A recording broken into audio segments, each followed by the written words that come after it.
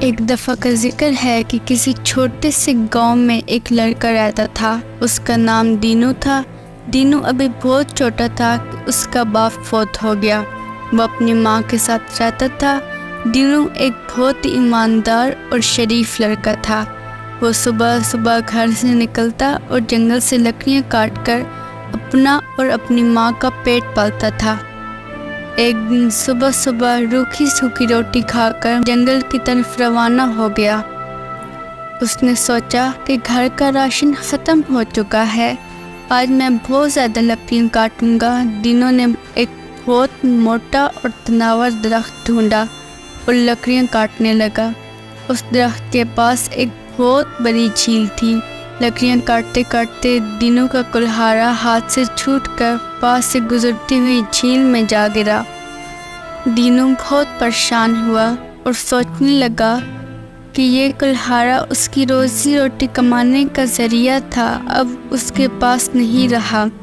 اب وہ گھر کا سامان کیسے خریدے گا اور ماں کو کیا جواب دے گا؟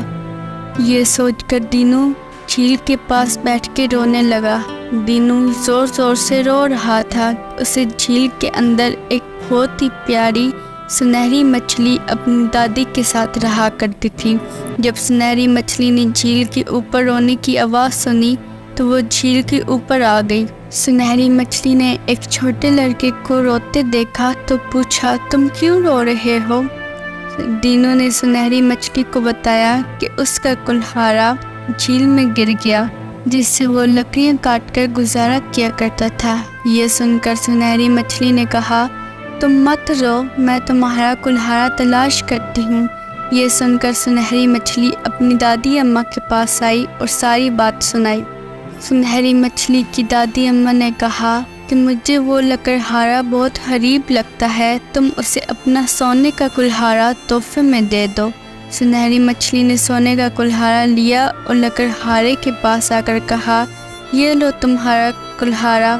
دینو نے جب اپنے لوہے کے کلہاڑے کی بجائے سونے کا کلہاڑا دیکھا تو اس نے کہا، یہ میرا کلہاڑا نہیں ہے، میرا کلہاڑا تو لوہے کا تھا۔ سنہری مچھلی اپنی دادی اماں کے پاس آئی اور اسے ساری بات سنائی۔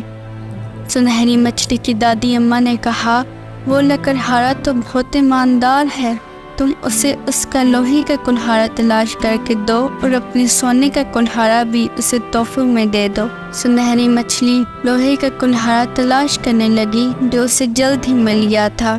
وہ دونوں کلہاڑے لے کر دینو کے پاس آئی اور کہا، یہ رہا تمہارا لوہے کا کلہاڑا اور یہ سونے کا کلہاڑا تمہاری ایمانداری کا انعام ہے۔ دینو دونوں کلہاڑے لے کر بہت خوش ہوا اور سنہری مچھلی کا شکریہ ادا کیا۔ گھر واپس آ کر دینو نے سارا واقعہ اپنی ماں کو سنایا۔ اس کی ماں بہت خوش ہوئی۔ دینو نے اس سونے کے کلہاڑے سے ایک لکڑی کاٹی۔ جیسے ہی دینو نے سونے کا کلہاڑا لکڑی پر مارا، وہ سونے کا بن گیا۔ دینو بہت حیران ہوا، جہاں بھی وہ سونے کا کلہاڑا مارتا وہ چیز سونے کی بن جاتی۔ اس طرح دیکھتے ہی دیکھتے سارا گھر سونے میں تبدیل ہو گیا۔ دینو اور اس کی ماں بہت خوش ہوئی ہے اور یہ سب دینو کی ایمانداری کا انعام تھا۔ دینو کے ہمسائے میں ایک بہت ہی مغرور اور لالچی عورت اور اس کا بیٹا رہتے تھے۔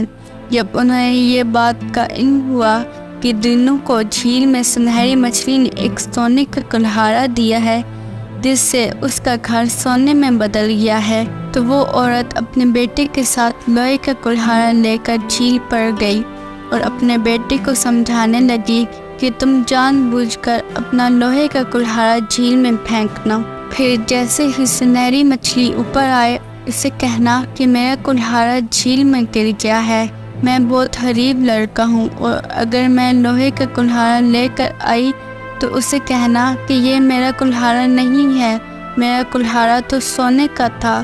یہ ساری باتیں سنہری مچھلی نے سن لی اور واپس آ کر اپنی دادی اماں کو بتائیں۔ اس کی دادی اماں نے کہا، مجھے یہ عورت اور اس کا بیٹا ایک لالچی معلوم ہوتے ہیں، تم انہیں اپنا جادو کا کلہاڑا دے دو تاکہ انہیں لالچ کی سزا ملے۔ سنہری مچھلی اپنی دادی کے کہنے کے مطابق جادو والا سونے کا کلہاڑا لے آئی۔ اس نے لڑکے کو کہا کہ یہ تمہارا کلہاڑا ہے؟ اس لڑکے نے کہا ہاں، یہ میرا کلہاڑا ہے جو جھیل میں گر گیا تھا، مجھے میرا کلہاڑا واپس دے دو۔ جسے پا کر وہ لڑکا اور اس کی ماں بہت خوش ہوئے۔ انہوں نے آ کر جس بھی چیز پر اسے مارا وہ ٹوٹ گئی۔ تھوڑی دیر میں گھر کی ہر ایک چیز ٹوٹ چکی تھی۔ یہ دیکھ کر لڑکا اور اس کی ماں بیٹھ کر رونے لگے، مگر اب رونے کا کیا فائدہ، یہ تو ان کی لالچ کا نتیجہ تھا۔ سچ ہے، لالچ بہت بری بلا ہے۔